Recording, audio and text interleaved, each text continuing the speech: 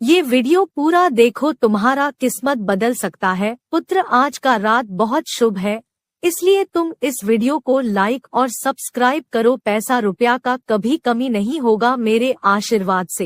एक घोड़ा दिन भर कड़ी मेहनत करके अपने अस्तबल में वापस आता है और सोचता है थोड़ा आराम कर लेता हूँ, बहुत थक गया हूँ। इतने में उससे एक बिल्ली मिलने आती है। वो बातों ही बातों में बिल्ली को कहते हैं, मैं सोच रहा हूँ कल थोड़ा सा कम काम करूं, थक गया हूँ, कल थोड़ा सा आराम करूंगा।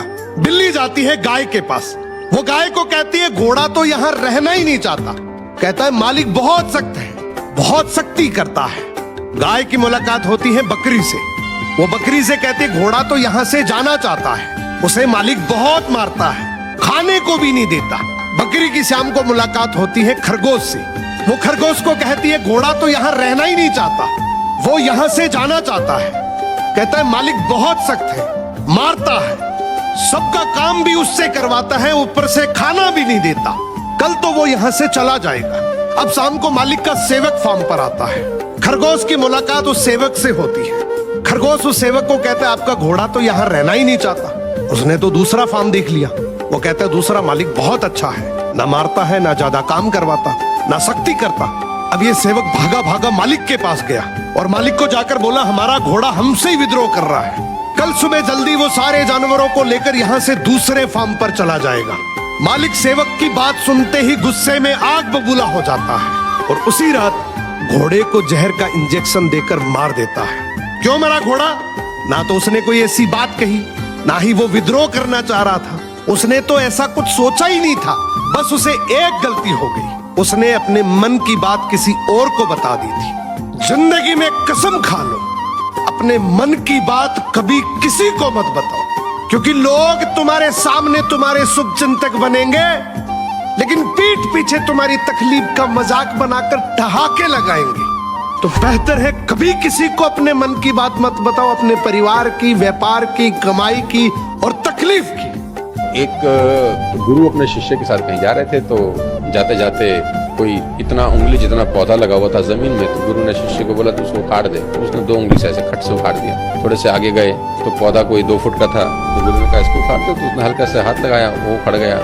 4-5 फुट का पेड़ लगा था, गुरु जी ने कहा, अब इसको उखाड़ दो। तो थोड़ी सी उसको मशक्कत करनी पड़ी, वो भी उखड़ गया। आगे गए तो एक बरगद का पेड़ लगा था, वो बहुत कोई 30-40 फुट ऊंचा।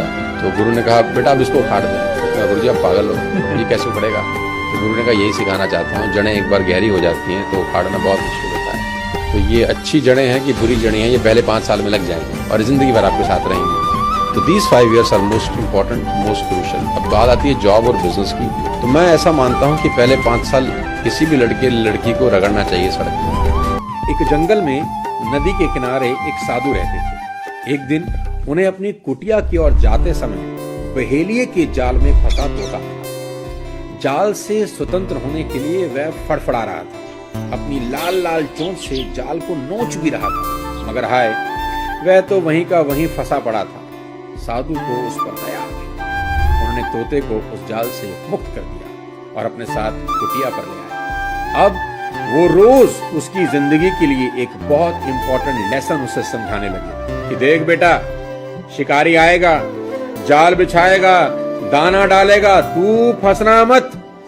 धीरे धीरे रटंत विद्या में माहिर तोते को यह वाक्य कंठस्थ हो गया और सारा दिन वो तोता इसी डायलॉग को गुनगुनाता रहता कि देख शिकारी आएगा, जाल बिछाएगा, दाना डालेगा, तू फंसना मत। एक दिन जब आसमान में काले काले बादल मंडरा रहे थे, बड़े जोरों की हवा चल रही थी, तो किसी शिष्य की असावधानी से उस पिंजरे का दरवाजा खुला रह गया। शाम के टाइम साधु की निगाह उस पर पड़ी तो तोता उड़ चुका था। उन्हें बड़ा कष्ट हुआ, पूरी रात वो ठीक से सो ना सके। फिर ये सोचकर संतोष हुआ कि मैंने उसे जो एक गूढ़ विद्या सिखा दी है, उसे याद करके वह कभी जिंदगी दांव पर लगाएगा नहीं, कभी बहेली के जाल में फंसेगा नहीं। अगले दिन सुबह जब वो नदी में स्नान करने जा रहे थे ना, उसी वक्त रास्ते में उन्हें अपने पालतू तोते की बोली कानों में सुनाई पड़ी। वह उन्हीं का सिखाया पाठ दोहरा रहा था कि शिकारी आएगा, जाल बिछाएगा, दाना डालेगा, तू फंसना मत। वो खुश होकर उधर ही मुड़ गए जिधर से आवाज आ रही थी। पास जाकर देखा तो उनका मन असीम वेदना से भर गया। तोता पुनः चंद दानों के लालच में किसी दूसरे बहेलिए के जाल में फंसा हुआ था। स्वतंत्र होने के लिए छटपटा रहा था और बड़ी मुस्तैदी से वह सीख भी रटते जा रहा था। क्या?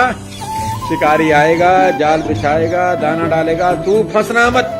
लंबी सांस लेकर साधु ने माथे पे हाथ रखा और सोचा कि सिर्फ रटने से ही इसकी मुक्ति कैसे होती है। काश कि इसने इस बात पर अमल भी किया होता।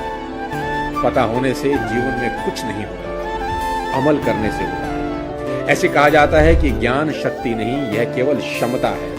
उस ज्ञान को लागू करना ही शक्ति है। ज्ञान को जब तक लागू नहीं किया जाता वह किसी भी ऑर्गेनाइजेशन को कभी प्रॉफिट नहीं देता। और कभी कभी उल्टा भी हो जाता है कि जिनके पास ज्यादा ज्ञान होता है और वो एक्शन नहीं लेते, तो यही ज्ञान एक बहुत बड़ा बोझ, लायबिलिटी बन जाता है, जिसके भार से बड़ी बड़ी ऑर्गेनाइजेशन का पतन हो जाता है। इसलिए लागू करो, सीखो नहीं। क्या बात है सर, क्या बात है सर, क्या बात, ये बात है।